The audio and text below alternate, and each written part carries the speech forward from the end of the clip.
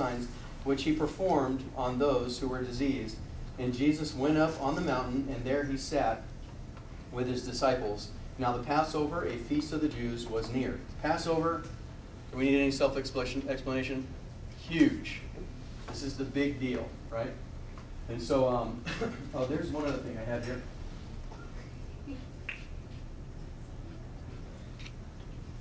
There's your boy. This is Tiberius. He's a good-looking guy, well-shaven. Here's his coin.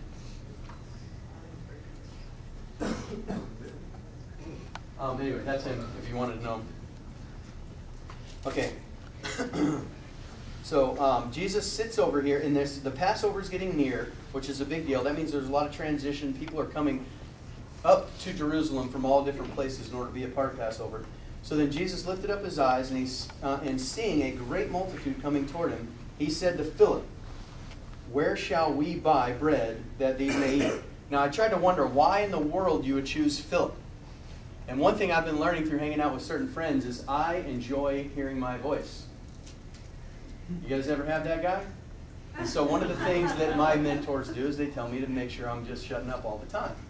And I think it's interesting because in reference to what's going on here, you have Philip, you have Peter, and you have Andrew roughly coming from this region. This is home turf for these guys.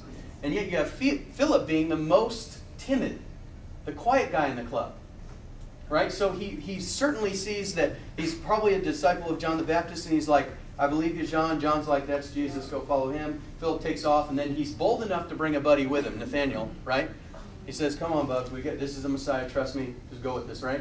But he also is very quiet, and I think it's interesting that Jesus could have went to Pete and said, "Pete, figure this out." And Peter would have probably commissioned the governor of Rome and somehow got a loan for this thing, right? But Jesus is not working this way.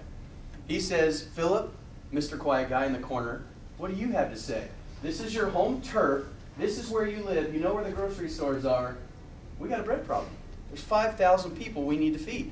And so Philip, in his situation here, but this he said to test him, for he himself knew what he would do. So Jesus already knows the answer. He's just wanting, "Philip, why don't you participate with me?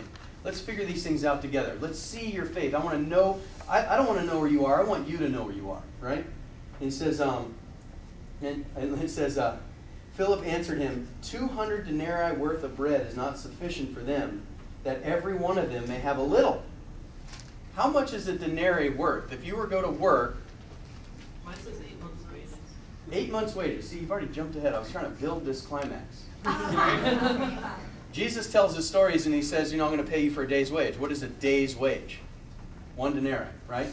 So imagine working your whole entire day for 1 denarii, and somehow Philip is like thinking, man, I could have $1 million and it wouldn't feed these people. That's what he's saying.